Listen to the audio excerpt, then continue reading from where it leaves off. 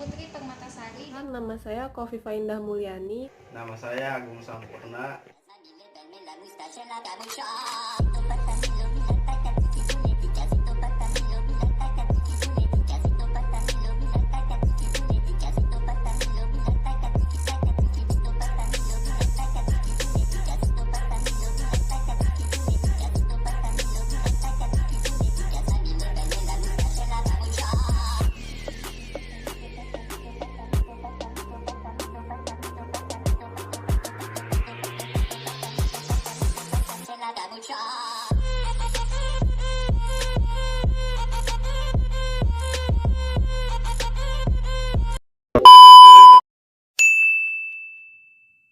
Cara sederhananya itu apabila kita runtuh satu persatu pengertiannya, yaitu dari mulai strategi merupakan upaya pengembangan untuk meningkatkan derajat suatu organisasi demi tercapainya tujuan organisasi tersebut. Lalu mutu merupakan taraf derajat baik buruknya sesuatu. Lalu pendidik merupakan orang yang mendidik kita secara sederhananya.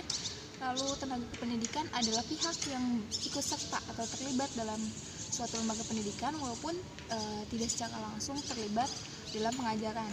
Nah, jadi secara sederhana sebenarnya strategi meningkatkan mutu pendidik dan tenaga kependidikan di madrasah adalah upaya yang dilakukan untuk meningkatkan taraf derajat dari seorang pendidik dan tenaga kependidikan demi tercapainya tujuan dari madrasah itu sendiri.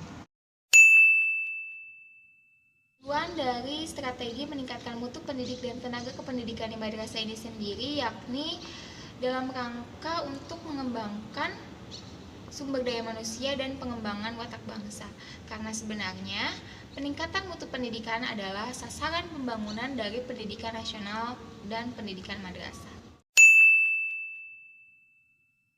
Selanjutnya yaitu langkah-langkah. Langkah-langkah yang harus dilakukan oleh pendidik dalam tenaga kependidikan madrasah yaitu yang pertama, langkah yang dinilai sangat penting sebagai titik awal atau starting point untuk melakukan langkah-langkah berikutnya. Langkah selanjutnya yaitu peningkatan gaji dan kesejahteraan guru. Langkah selanjutnya yaitu alih tugas profesi dan rekrutmen guru untuk meningkatkan guru atau pendidik yang dialih tugaskan ke profesi lain. Yang selanjutnya itu membangun sistem sertifikasi pendidikan dalam tenaga kependidikan. Langkah selanjutnya yaitu sebagaimana yang diamatkan dalam Undang-Undang Nomor 19 Tahun 2005 tentang Standar Nasional Pendidikan, membangun sistem sertifikasi pendidikan dan tenaga kependidikan serta sistem penjamin mutu pendidikan merupakan langkah-langkah yang sangat besar. Langkah selanjutnya yaitu membangun satu standar pembinaan karir, dan langkah yang terakhir yaitu peningkatan kompetensi yang berkelanjutan. Selanjutnya adalah upaya strategi meningkatkan mutu pendidik dan tenaga kependidikan. Yang pertama, peningkatan melalui pendidikan dan pelatihan. Guru dilatih secara individual maupun kelompok untuk meningkatkan pengetahuan dan keterampilan terbaik dengan menghentikan kegiatan mengajarnya. Yang kedua, pelatihan dalam pelaksanaan tugas. Model ini dikenal dengan istilah magang bagi guru baru untuk mengikuti guru-guru yang sudah dinilai baik, sehingga guru baru dapat belajar dari seniornya. Yang ketiga, pelatihan lesson study. Kegiatan ini merupakan bentuk kolaborasi guru dalam memperbaiki kinerja mengajarnya dengan berkonsentrasi pada studi tentang dampak positif guru terhadap kinerja belajar siswa dalam kelas. Yang keempat, melakukan perbaikan melalui kegiatan PTK atau penelitian tindakan kelas. Kegiatan ini dilakukan guru dalam kelas selama proses pembelajaran.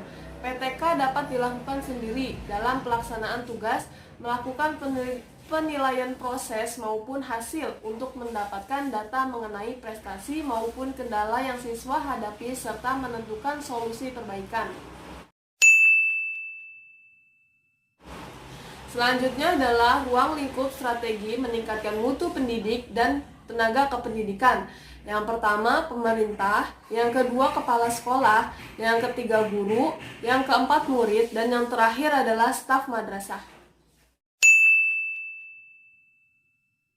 Pembahasan selanjutnya yaitu tentang faktor-faktor yang mempengaruhi dalam meningkatkan mutu pendidikan dapat dipengaruhi oleh faktor input pendidikan, faktor proses manajemen pendidikan.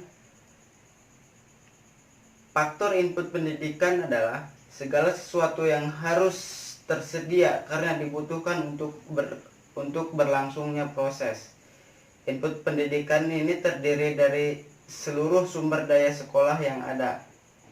Komponen dan sumber daya sekolah terdiri atas orang, dana, dan sarana dan prasarana.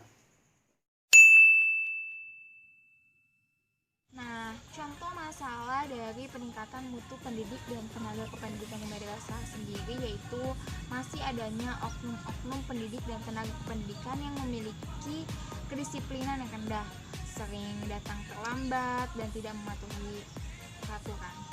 Jadi, solusi dari pemerintah itu maka diadakannya absensi elektrik, yakni untuk meningkatkan kedisiplinan para pendidik dan tenaga kependidikan agar tidak datang terlambat.